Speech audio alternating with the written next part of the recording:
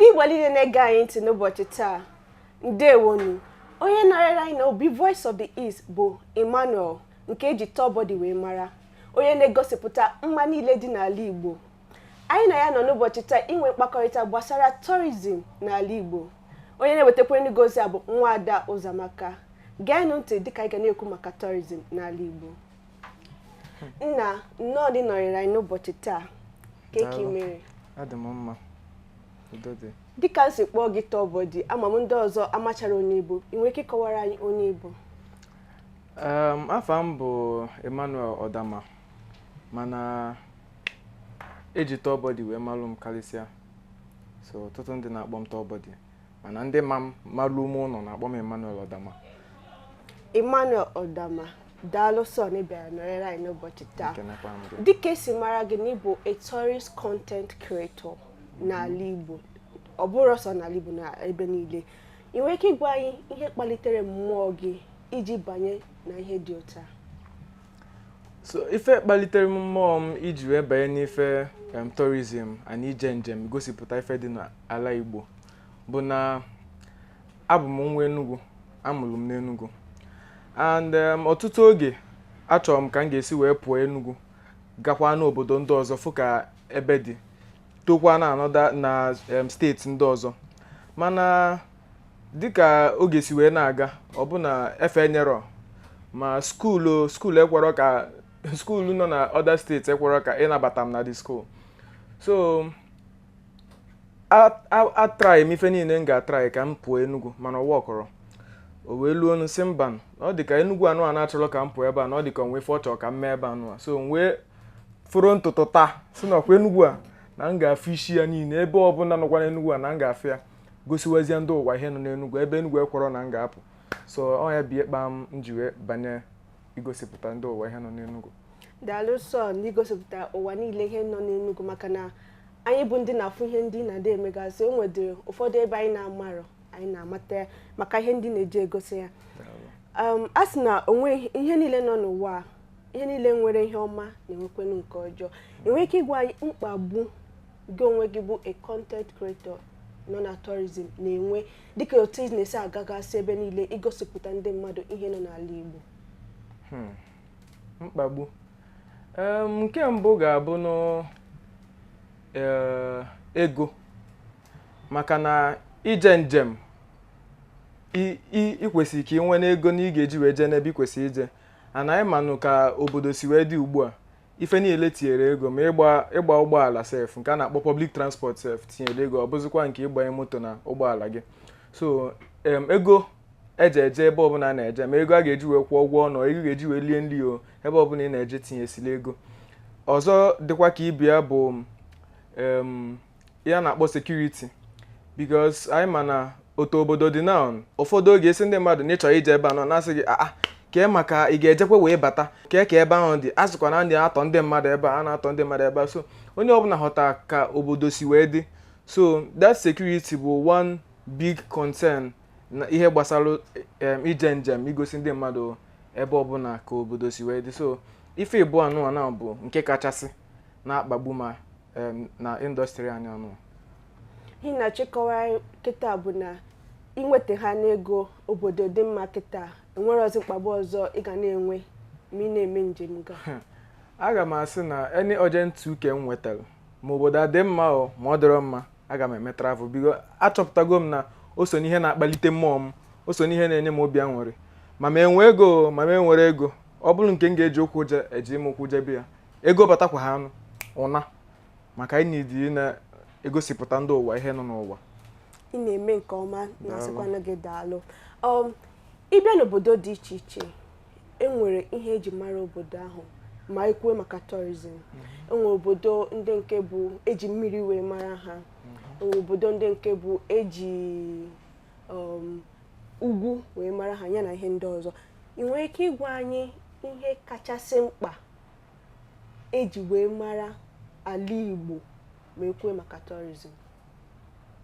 Ife kachasị mkpa n'ala Igbo ma ekwuwe maka tourism, aga m asị na achọpụtara m na ọ dị ihe ịtọ banyere ala Igbo ga-eme ka ga-eme ka tourism dị mma. Nke mbụ bụ nri na nke a na-akpọ culture. Nri Igbo dị iche karịa nri niile na-afụ na ala Naịjirịa. Nri Igbo bụ ofu nri onye ọbụla nọ na mba ọbụla nọ n'ụwa ga-achị ịbata ala Igbo chọọ ebe a ga-elesi ezigbo abacha, ebe a ga-elesi ezigbo nkwobi ọkpa. Nri Igbo bụ one product anyị na n'ala Igbo kwesịrị ịdị very proud of. Anyị na-anụ maka nri Igbo anyị, ọ na-eme anyị obi aṅụrị, ọ ife kwesịrị na-akpọta ndị mmadụ. So nri bụ otu ife. Tupu ejebe dị ikwu maka the tourist destinations per se, before ejebe tourist destinations ga-ekwugodi maka nri, then kwuzie maka ejije, our cultural outfits and music and dance. So all these three things now are major products na ndị Igbo kwesịrị na-egosipụta ga-eme ka tourism anyị yee. Ị na-anụ maka ala Igbo, ị na-ekwu maka culture, ị na-ekwu maka nri ha, tupu ikwuzie maka ebe nnegharị anya nọ na ala Igbo. So ha dị ụzọ ịtọ nchọpụtagolo. Ihe ikwu bụ eziokwu, maka na ọtụtụ oge na-adanụ ndị mmadụ na-ekwu na Igbo enwero omenala. Ọ bụ maka otu a anyị ada egosipụta omenala anyị nwere, ihe ndị mmadụ na-eji ekwu na Igbo enweghị omenala. Ihe ikwuru bụ eziokwu, ekwenyekwere na ihe ikwu. Ọzọ nchọkwara na ịjụ gị bụ nkịta, ama m ikwube maka tourist sites niile dị n'ala Igbo, mana ama m ijego tourist sites ndị adịkwa n'ala Igbo wee mara ndị nke dị mma na ndị nke na-adịrọ mma, ndị nke kwesịrị ịkpata aka na ndị nke a na-ekwesịrị ịkpata aka. Achọrọ m ịjụ gị, ebe ndị gachagara, ka ihe mkpagbu ha na-ada enwe iji mee ka ada ama ha nke ọma? Ife mkpagbu nọ na tourist sites nọ n'ala Igbo erika. Maka nke bụ eziokwu, achọpụtara m na kemgbe m bido jebe ijegharị anụwa na-egosi ndị ụwa, achọpụtara m na ala Igbo anyị anụwa anyị adịghị elekọta ebe nnegharị anya anyị. Ọ bụrụ ihe na-amasị anyị. Ọtụtụ oge ma ndị nọ n'Enugu amara dị ife nọ n'Enugu, esi ya ka ijegokwa ebe nke asị ike ihe na ebe nke ahụ. So nke mbụ bụ na anyị enidil ka ọ bụrụ na onye ọbụla masị ife nọ n'obodo ya. Maka na ị na-amara ife nọ n'obodo gị, ka isi mee na chena onye ọzọ si mba ọzọ ga-ama ife nọ n'obodo gị. Ọkwanụ a na-ama mma esi n'ụlọ wee pụba n'ilo. Ịmara ife nọ n'obodo gị, gụwa ga-enyelụzi aka wee na-ekwu nekwa ife nọ n'obodo m, ndị ụwa ụmụbiafụlụ ife nọ n'obodo m. Ndị mmadụ na-abịazi afọ ife nọ n'obodo gị, obodo gị a na-adị mma, ego a na-abata n'obodo gị maka na ndị mmadụ na-abịa obodo gị. So nke mbụ bụ na anyị enidikwa nke ọ bụ na enwe enough publicity maka ife nọ n'ala Igbo, maka ife nọ n'obodo ọbụla. Gọọmenti anyị na-edikwa n'itinye anya na the publicity, gbaa mbọ fụ na ma redio na-ekwu maka ya, ma billboard na-ekwu maka ife nọ n'obodo ọbụla, ka ndị ụwa wee ike malụ. Then ma ọzọkwa dịka ịbịa maka igosi ndị ụwa ebe apart from the publicity bụ na gọọmenti ga-agbakwanụ mbọ ka maka ịnọ na-ekwu maka ka ebe ndị nke dị mma, ebe ndị nke na-adịrọ mma. Nke bụ eziokwu bụ na achọba ebe ndị nke dị mma, onwe ike ha ma nru dị iri ma agụbụ ya n'ọnụ, ma na ọtụtụ ebe niile a na-eje eje. Chọrọ ikwu na abịa n'ala Igbo anyị niile enwe ike ịgụpụta ebe iri dị mma mmadụ nwere ike ije legharị anya ma ọfụ maka obodo anyị. A ga-agụpụta nwa ebe iri, mana ọzọ ịma ọnọdụ iri ahụ ọ ya bụ ife na try akọwali like this now. Maka isi ebe iri ịma njiwu ya wee tụnyeru ala ndị ọzọ, ọ si ka isi maybe Abịaokuta now, ịma njiwu ma any of those iri wee tinyelu Abịaokuta. So anyị dịrị ịgba mbọ wee fụ na anyị nekọtara ebe nnegharị anya ka ndị ụwa wee ike na-abịa n'yanụ. Ọ bụ na ị na-ege anyị ntị, onye anyị na ya aka nọ bụ Tọọbọdị, onye na-eme ka anyị mara ebe dị iche iche dị mma makwa na ebe na-adịrọ mma n'ala Igbo. Ka anyị ka na-aga n'iru, ihe ọzọ nchọrọ ịjụ gị bụ, ị nwere ike ịkpọpụta ebe abụọ n'ala Igbo niile, that's tourist site abụọ n'ala Igbo niile nke na-adịrọ mma nke ilere anya si na gọọmenti kwesịrị ile anya na ndị a ka ha dozie ya ọfụma. Ebe abụọ na ka were ịbịa n'Enugu steeti kpọpụta abụọ gị onwe gị gara jeele anya esi hey ebe a dịkwanụ mma for tourist attraction mana gọọmenti adịghị emetụ ya aka ịkpọpụta abụọ ikwuo ya n'Enugu ikwuo ya n'Imo steeti kwuo ya na steeti ndị ọzọ. nke bụ eziokwu bụ na enwere ọdị steeti a ga-elu arafe amadị m ịbụa m ga-akpọ wee hapụ nwanne ya mana isi ka bidogodi na nke n'onwe gị ilere anya si ebe anyị kwesịrị ịkpa ya aka. anyị si ka anyị bido n'Enugu anya nke kasị mwute dịrị m bụ Nike Lake anya ọnọdụ Nike Lake nọ abụrụ ọnọdụ o kwesịrị ịnọ. Nke kasị mwute na Nike Lake as a destination bụ na ife a na-eme dị na the Nike Lake adịrọ ọtụtụ nke bụ ịnyagharị n'ụgbọ mmiri a na-akpọ the boat cruise a na-eme bụ eri mgbe ada emezi dị ya ugbu a.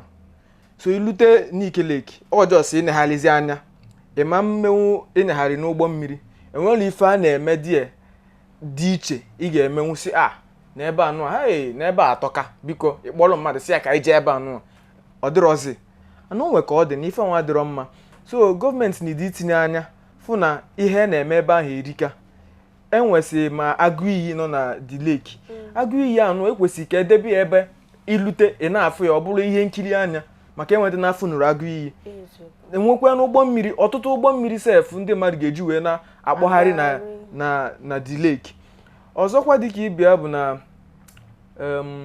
olekwe tourist destination m ga-akpọ na hapụ nwanne ya mana ka anyị sị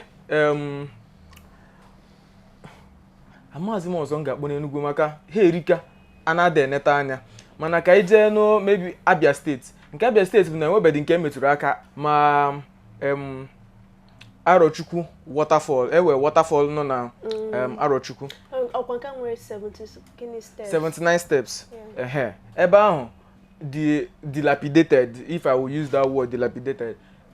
Ọ just tọgbọlụ dị enwere ife eji eme ana enwe ka ọ dị ebe anụ a bụ ebe a na-akpọ monument like a monumental site maka ọ dị kemgbe even during the slave trade era.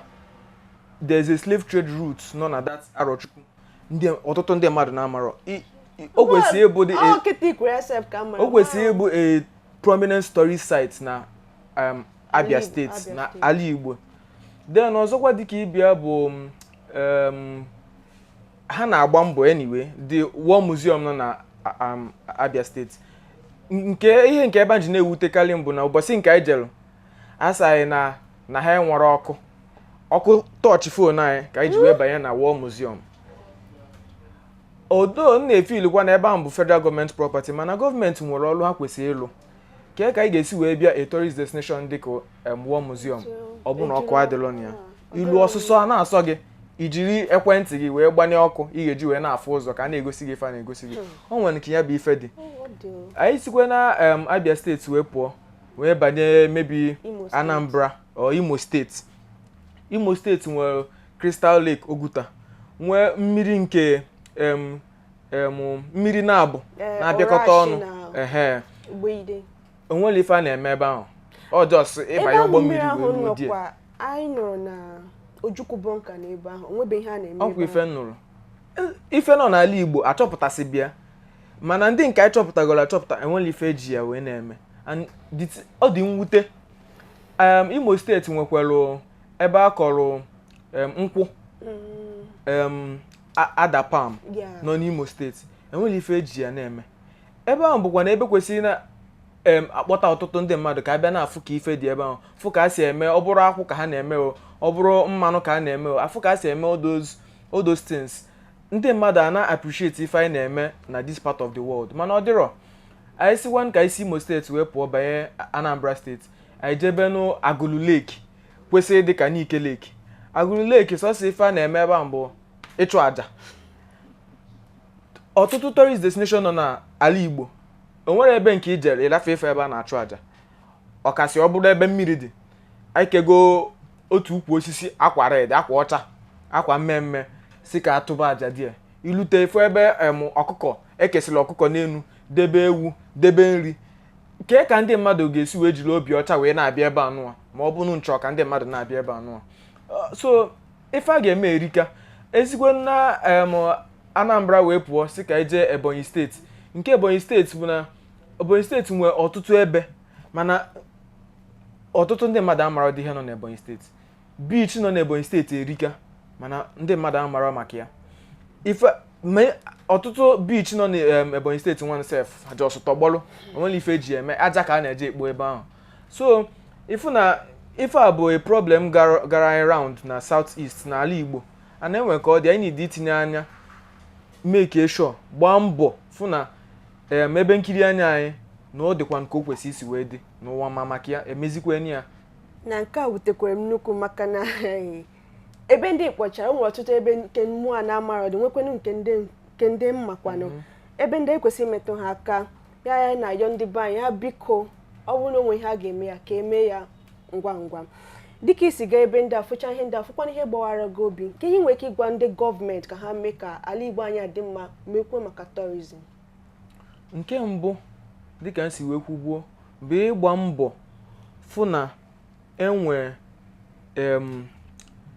ka mkpokere na list of the tourist destinations n'ala Igbo.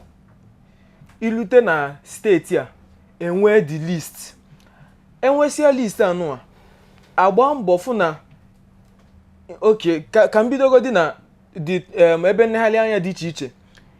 Ọtụtụ oge ị na-aga ebe ahụ, ọ bụrụ na gị na onye ma ebe ahụ esoro ịma mma na ebe ahụ dị, ọ ga-abụ nata na gị na onye ma ebe ahụ so onye ha kpọrọ gị wee gaa, mana o kwesịrị ịdị otu ahụ. O kwesịrị ịbụ ị na-agbafe n'ụzọ, ị kwesịrị ịfụcha signboard si na Ezeagụ waterfall na landmark ebe a, isi ụzọ anụwa ịgbabakwa n'ụzọ ahụ, elu ebe ọzọ ịfụ signboard ọzọ na-egosi gị na ụzọ na-aga Ezeagụ waterfall.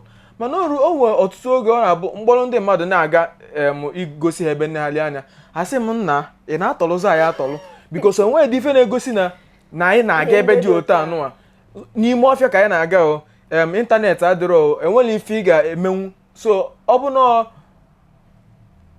ka anyị kwụsị dị ya, mana o nwere ka ọ dị. So anyị ga-agba mbọ wee fụ na etinyere ife na-egosi ndị mmadụ na ife dị otu anụwa dị ebe a, and ọrụ gọọmenti ka ife a ga-abụ igosi na ebe dị otu anụwa dị ebe a.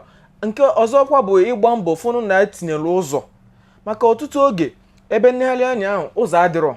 Enwe ebe nke m gara mụ na enyi m nwoke so wee gaa, anyị nọ na ọkada for almost 2 hours na anyị na-aga ebe ahụ anyị na-aga, maka ụzọ adịrọ dị, moto ama mgbafe nwe ebe ahụ.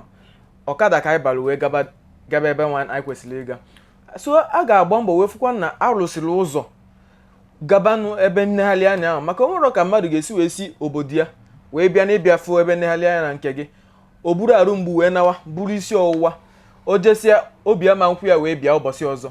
O nwere nke ya bụ ife dị. So a ga-agba mbọ wee fụ na arụkwanụrụ ụzọ na-aga ebe nlegharị anya anụwa niile, mekikwe sure na ndị network provider etinyekwanụ netwọk na ebe ndị ahụ dị iche iche, maka ebe ndị ahụ dịcha na n'ime obodo ndị mmadụ na-amara maka ya, ndị mmadụ na-ada aga. So gbakwanụ mbọ fụ na enwe netwọk, de mobilize the community for security, maka o nwere ka ọ dị na onye bịara inegharị anya na be gị bịara wee tọrọ ya, ọ dịrọ ọnụ mmanụ. So ife gọọmenti ga-eme odo na o bukakwa, mana ọ pere mpe, maka emesi ife ndị anụwa na tinyezie oke na anyị na-achọ ndị ga-akwado ọlụ anụwa, investors ga-abịa mee ka the place dịtụ mma. Ọ bụrụ na unu etinyego n'ụzọ, unu etinyego nke a, tinye signboard, tinye this one, ndị ahụ na-abịazi amazia na ife ha ga-eme bụ ilekọta ebe ndị anụwa ekwesịghị itinye anya. Ihe na-ekwurịta ọ ga-enyere aka ịna-enye ndị mmadụ ọrụ. Tourism bụ one industry na-enye ọrụ karịsịa, maka na tourism ma ndị na-akwọ ụgbọala ga-eri nri, ma ndị na-eri nri ndị na-ere nri ga-eri nri, ma ndị tour guide na-egosi ndị mmadụ ebe dị iche iche n'obodo ga-eri nri, ma ndị na-arụ ọrụ aka, ma ndị na-arụ ọrụ aka enwe ndị ga-eje sisi na ha chọrọ na nke anụwa na ha goteli ya na Anambra ekobi ya n'ụlọ na nke a ha gotekweli ya na Ebonyi steeti ndị ọrụ aka a na-eri nri ma so tourism bụ one industry ọ ga-abụ ọ dị mma n'obodo a enwere onye kwesị ka agụụ na-agụ ya maka ị ga-achọnata ofu ihe ị ga-eme ga na-enye gị ego maka ndị na-abịa n'obodo gị. Nke ikwuru eziokwu onwere asị tụrụ na ihe ndị ikwu ihe ndị a bụ eziokwu. Ndị nọnyere gọọmenti ma ọ bụkwanụ ndị gọọmenti na-ege anyị ntị n'ụbọchị taa unu anụgo ihe nwanne anyị nwoke bụ Tọbọdị kwuru gbasara otu tourism ga-esi nye aka n'ala Igbo anya ọ bụrụ na o nwere ihe m ga-eme iji mee ka tourism dị mma ọ bụrụ ọsọ ndị na-abịa elere anya ka ọ ga-enyere aka ọ ga-enyekwara obodo aka maka na gọọmenti ga-esikwa n'ime ya na-enweta ego nke a na-akpọ internal revenue ka anyị na-eme otu a ka anyị na-enyere onwe anyị aka. Ajụjụ ọzọ nke m jọrọ ịjụ gị ọ bụrụ nke ikpeazụ bụ ka anyị rapụ ndị gọọmenti aka ka anyị rapụ ndị gọọmenti ke ka anyị onwe anyị ga-esi na-egosipụta ụwa niile gbasara tourism nke dị n'ala Igbo ka m sọ ya n'oyibo how can we market tourism or our tourist sites in ala Igbo? Okay, ọ ga-amasịkwa m ịsụ ya n'oyibo wee saa gị ajụjụ anụ ejuru maka a na-amalụ mma si n'ụlọ pụọ n'iro. Ọtụtụ oge enwee efe ntinye na social media n'izuụka gara aga si na achọrọ m ije njem fụ ka gaa 36 steeti nọ na Naịjirịa gbaa gburugburu before nnata ka etinyeli ya. Ọtụtụ ndị mmadụ bịa na kọmentị na-asị m na ịmara na Naịjirịa dịrọ mma jidekwa ego ransom ma ekidnapụọ gị ịfụ na ife na-eme anyị dị anyị n'isi ana ọ dị njọ. Anyị nwa bụ the first ga-asị na be anyị adịrọ mma mana ndị Igbo tụrụ ilu si na nwata ada asị na ndị mmiri ya siri adịrọ mma n'ogbenyeghị ụtọ ọ dị ọ kasị ụtọ iluo ị ga-asị na nke gị nke mma gị na-esikarịsịa ma ọ bụgodị na onwere ife ọ na-esi maka na nke anụwa bụ nke anyị kwesịrị ka anyị jidesie nke anyị ike. So ife anyị ga-agba mbọ wee mee anyị nwa bụ ndị mmadụ na-abụrọ gọọmenti bụ na anyị ga-agba mbọ kwụsị na ịna the market in our side because I continue na the market our side ndị mmadụ ama na appreciate ife anyị nwe. So anyị ga-ejisi ike wee jebenu ka anyị fụ ife ndị dị n'obodo anyị ife ndị dị na be anyị na-afụzi anyị na-egosi ndị ụwa maka ife anyị kwesị ị na-eme anyị obi aṅụrị anyị fụ ya anyị si na ịmakwa ife dị n'obodo m ejelu m one destination anyị ji eme one event mkpọrọ ndị mmadụ wee bịa ndị ahụ wee na-asị anyị na in fact na enwere dị ife ha ji ebe anụ eme ihe a bụ ndị youth obodo ahụ nọ na-agwa ndị bịara obodo gị bịafụ ihe nọ n'obodo gị na enwere dị ife ha ji ihe anụ eme in fact na ọ ka dị mma na-ele ya onye ọbụla each family enwere maybe 32 million nkefa welu 30 million nkefa jiri mee ife balụ ulu nke bụ na ndị mmadụ na-abịa ebe a just tọgbọrọ na-ekili ndị a ọ pụtara desed na ha nwere akọ n'uche ịtụgharị ebe ahụ n'onwe ha ime ndị mmadụ na-abịa ha na-enweta ego ka ọ gịnị. Ọ ya ka anyị na-agwa gị ife a na anyị ga-agba mbọ wee ife ọzọ nchọpụtara bụ na anyị bụ ndị Igbo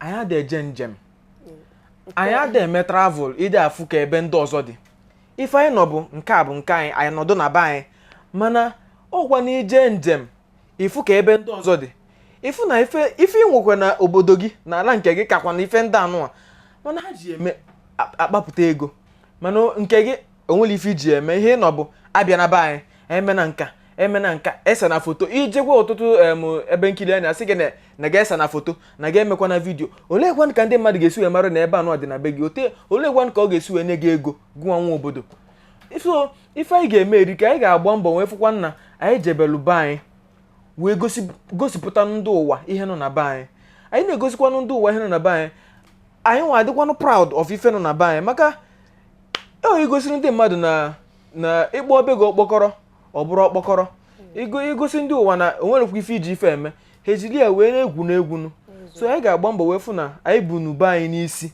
maka anyị buli ya n'isi ndị ọzọ ama nji ya wee egwu asị na ebe anụ adịkwa mma ije ka anyị jebe ihe ndị kwuru bụ eziokwu na ekwenyere na ihe ikwu onwe ihe onye nkụzi na mahadum na dekwu if you don't tell people I am here they will not know you are there. Ọ bụrụ na anyị adịghị egosi ndị mmadụ ihe nọ na be anyị onye ga-ama ihe nọ n'ime ya daalụ sọ na amamihe nke ị nyere anyị n'ụbọchị taa dịka esi mara gị taa obodo ama m na ụmụ ihe ndị na-ada emegasị igosi ụwa niile otu tourism n'ala Igbo ihe dị iche iche achọrọ m ịjụ gị o nwere mmemme nke ime gị kịta maọbụ nke ị na-achọ ime nke ga-abịa n'iru iji kwalite tourism nke dị na South East anya mmemme anyị na-eme anyị chepụtara imebe gbadoro ụkwụ na ife ụzọ atọ ahụ m gwabụrụ gị n'oge gara aga. Nke mbụ bụ nri, nke abụọ bụ ejije, culture, music and dance, then nke atọ bụ the tourist destinations itself. So mmemme anyị na-eme ugbu a enwe nke anyị mere na ọnwa April, nke ahụ bụ maka nri Igbo. Anyị kpọkọtara ndị mmadụ wee sie ụzọ nri ịtọ. Nke mbụ bụ nkwobi, nke abụọ bụ abacha, nke atọ bụ ji ahụrụ ahụ ya na ụgba. Ihe anyị mere ụbọchị ahụ bụ na ndị bịakọtalụnụ anyị kere ha na grupu abụọ, ha each group wee sibezie nri nke ha ka ha si wee ma chọọ onye ga-abụ onye isi ha, onye ọbụla esie ya eme ya ọ dịka competition, onye ọbụla na-agba mbọ fụ na grupu nke ya mere ọfụma. Ife anụwa bụkwa na iji wee kwado nri Igbo wee gosipụta ndị ụwa na anyị nwekwa na ọtụtụ nri unu nidiri ịma maka ya, unu nidiri ịma na anyị nwa bụ ndị nwe nri anụwa na-ekwe ka nri ya si atọ na eke esi wee mịa. Ihe a nyere anyị platform onye ọbụla isi nri ka o si wee mma ka a si esi ya. Dịka anyị si wee fụ ndị mmadụ mekwara ya enjoy wee na-asị anyị biko kemgbe anyị ga-eme the next one maka anyị chọkwara ịbịa, ma ndị nke na-enwere efe bịa nke ahụ na-asị biko nke mgbe m ga-eme ife dị ụtọ ọzọ na anyị chọrọ ịbịa. Ọ ife anyị chọkwa na ị na-eme ọnwa ọbụla ọnwa abụọ anyị eme ya, ọnwa abụọ anyị eme ya ka anyị nwee ike na-achịkọta ndị mmadụ na-egosipụta ha ife dị n'ala Igbo. Ọzọkwa bụ na enwe nke anyị mere n'izuụka gara aga, nke ahụ maka ejije, egwuregwu, ịkparịta ụka, ịkọ akụkọ mbem, nke a na-akpọ storytelling, drama, music, dance. So ife anyị mere n'abalị n'abalị ka anyị mere ya n'oge abalị. Ife anyị mere n'abalị ahụ bụ anyị ncha bịakọtara ọnụ kpọta ndị na-ama ka a si akọ akụkọ ifo, akụkọ Igbo, ka anyị nwee mkparịta ụka. Ha kọọla anyị akụkọ dịka a si akọbi oge gboo, anyị tụkwusịa n'ana n'ute n'ana a na-akọrọ anyị akụkọ. Anyị nwee nkwụ ọcha anyị na-anwụ, nwee ndị na-asị, nwee ịgba a na-akụ ịgba, na-akụ ogene dịka anyị si emebu oge gboo. He gave every one of us that night a feeling of how it used to be. And for ndị otu anyị nwa bụ ndị nwe our parents kọrọ anyị akụkọ like that, or elders anyị tukwu under kọrọ anyị akụkọ like that, we wanted to give other people opportunities like that ka ha fụkwanụ ka ife anụ a dị. And dịka anyị si wee fụ ọtụtụ ndị mmadụ bịa n'abalị ahụ mekwara ya enjoy, ya bụ ife enjoy, si anyị biko na anyị chọkwara ka emee ya ọzọ ka ụbọchị ọzọ anyị ga-eme ya, maka na ife anụ a bụ ife na-akwalite culture ndị Igbo, Igbo music, Igbo dance, Igbo stories. All those things would help us build our values, our system, our cultural heritage bụ anyị nwa bụ ndị ala Igbo. So ya bụ ife ụzọ na-abụ anyị na-eme ma ewezuga igosi ndị mmadụ ebe dị iche iche nọ na ala Igbo. Nke ahụ anyị ka na-emekwa ya igosi ndị ụwa. Izuụka na-abụ anyị sị ya ngwa bịakwanụ ka anyị jee ebe anụwa, izuụka na-abụ na-abịakwa abịa anyị sị ya ngwa ka anyị jee ebe anụ, nweta ego ka anyị jee ebe a ka anyị gosi unu ife nọ n'ala Igbo unu na-amara maka ya. So ife ụzọ ịta anụwa na bụ ife anyị na-eme iji wee gosipụta ndị ụwa ihe nọ n'ala Igbo. N'eziokwu ka m gwa gị nke bụ eziokwu, ihe ndị ị na-eme dị ezigbo mma maka na ị na-enye aka ka ndị mmadụ marakwanụ ka o si adịbu ya na ka o kwesịrị na-adị na kịta. Ka m gwa gị nke bụ eziokwu, ihe ị na-eme dị m obi mma. Daalụ sọ na nke ị na-eme ka ikikere gị dịrịba jebe. Nke a bụ ajụjụ nke ikpeazụ nke m ga-ajụ gị n'ụbọchị taa anyị na gị nọrọ. Kee ndụmọdụ dịka ị na-eme content creation under tourism, ke ndụmọdụ ị ga na-eme ndị ọzọ na-eme ihe ị na-eme ma ọ bụkwa na onye ọzọ na-achị ibido mewe ihe ị na-eme, ke ndụmọdụ ị ga-enye ya ka o nwee ike na-aga n'iru? ndụmọdụ m ga-enye ndị nọ na indọstrị anyị anụ iji wee kwado ha ọ ndị chọrọ ebido bụ na ọ dịkwa mkpa na anyị ncha nyụkọrọ mamịrị ọnụ ka ọ gbaa ụfụfụ maka ofu onye anaghị ekili mmọnwụ ọ na-adị na-abụ asị na a ga-eme ife anụwa ka onye ọbụla tinye aka maka sọm na mmadụ ịbụọ ọzọ ọ bụ na ọsọsọ ịtọ ka anyị dị na-eme tourism sọsọ anyị na-ịtọ ama ngosiwa ụwa n'ihe ihe nọ n'Enugu maka ndị ga-afụ ihe nọ n'Enugu erika ndị a ga-akpọbi Enugu erika a na-enwe ndị naanị gị nwe access to them enwere m access to them no matter what I do so ọ dịkwa mkpa na anyị ncha bịakọtara ọnụ wee na-egosi ndị ụwa ihe nọ n'obodo anyị maka ofu onye ama mmenwu ya ọzọkwa dịka ibia bụ na anyị ga-agba mbọ dịka nsi wee kwugbo before nyekọ mamịrị ọnụ enwere onye bụ an island so isi na ịchọ ime ife dị otu a edebe na mmebe sọsọ gị gbaa mbọ ka ịfụ na gị na ndị ọzọ collaborate gị na ndị ọzọ mekọrọ ife gị na ndị ọzọ planikọtara ije igosi ndị ụwa ife nọ ebe anọ maka dịka nsi wee kwugbo anyụkọ mamịrị ọnụ ọgba ụfụfụ anyị ncha tikọta aka anyị ga-erichinwu more audience anyị ga-emenwu more from ife anyị na-afụ ndị mba ọzọ na-eme anyị ga-ebutenwu ya bịa na be anyị wee mee ya ka ọ dị mma so ife na-agwa onye ọbụla chọrọ ịbanye o mebe ife anyị na-eme onye ọbụla na-eme ya already bụ jisi ike enwekwe ka isi wee loo na anyị ga-etinyenwu aka ọnụ wee kwado ife gbasara tourism ilegharị anya n'obodo anyị biko gbaa mbọ ka ịfụ na gị na ndị ọzọ kpakọrịtara ụka fụ ka anyị ga-esi wee mee ya gbaa mbọ ka ịfụ na mụ na gị fụrụ ka ịfụ ka anyị ga-esi wee promote ala Igbo because ala Igbo bụ Igbo anyị ọ dị mma anyị ncha ga-eme enjoy ọ na-adọrọ mma n'isi anyị ncha ka ọ dị